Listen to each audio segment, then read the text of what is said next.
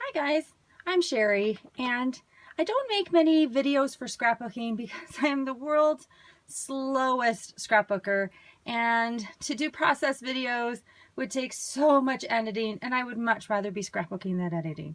But I made this really cute layout this week, and I thought instead of doing a process video, I'd like to just maybe do a how to do it, walk you through the steps, because it's really simple. It is a 6x8, well, little 8 1/4 layout, because I have 12 nieces and nephews, and so their albums end up being the 6x8 kind of snap albums. Just makes it easier for me to get them done a little bit quicker. So let's get started. This layout actually is a card to scrapbook layout lift. I watch a lot of Jen McGuire's videos. I'm not a huge card maker. I'm not really good at it, but I just find while I'm scrapbooking, or even when I'm at work doing paperwork, I find her voice so relaxing, and she's just so calming as she does her crafting.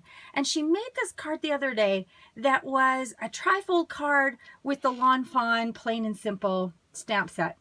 And the minute I saw her finish that card, I went, I want to make a layout for one of my nephews for that one. And so I did. So what I'm going to do is I'm going to link it down below, the Jen McGuire's card, because it goes through a lot more of the steps than I'm going to. But actually, this layout's super easy.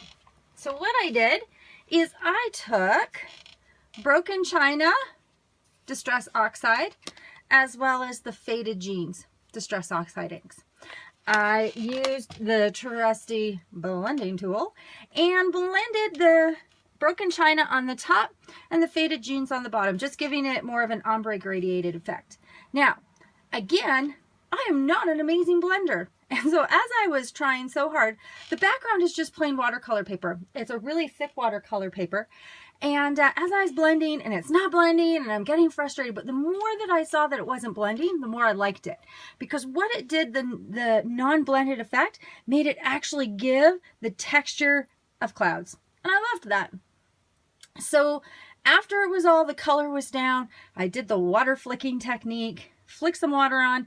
I most likely used a paintbrush and water because, again, it gives me a little bit more control. So then I used a paper towel, sopped it up, and that's where we'll get the nice splatter distress dots in the back. So that's the background, pretty plain and easy.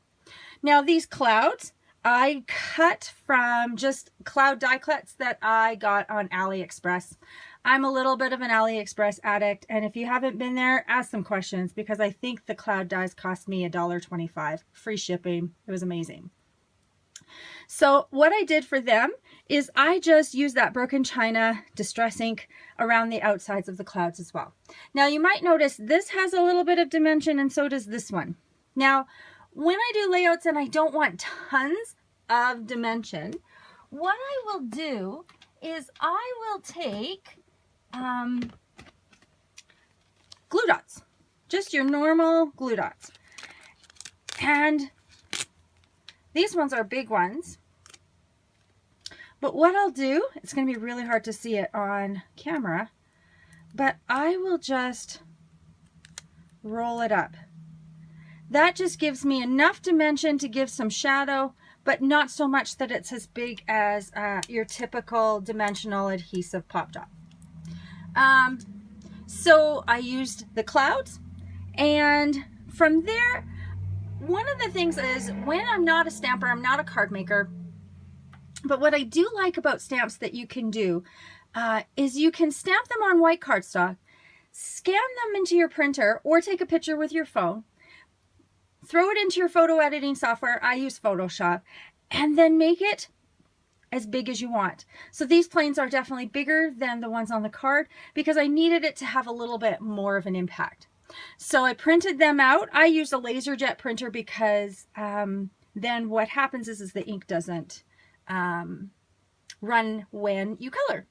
Now, I don't use Copics. Again, I don't feel the investment is huge for someone who isn't card making and coloring as much, but I do have, again, some alcohol markers that I got on AliExpress. So I can't give you necessarily the colors, But it's just a simple yellow and blue combination. So I use a light blue and a dark blue and a light yellow and a dark yellow, and then just red.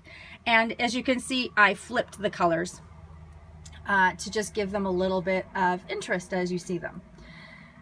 I also took the Lawn Fawn, the idea of the Lawn Fawn stitched border. I don't own the dies, but I took the idea of them, drew out my own, and then pierced it around, and I just used plain white thread. Now it looks thicker as a plain white thread, but what I did is I quadrupled it up instead of just doubling it, and then the borders are thicker than the ones that are on the clouds. Now I did take the banner behind the plane, but I didn't use any of the stamps from the set. I just block lettered "You're Adorable" on that.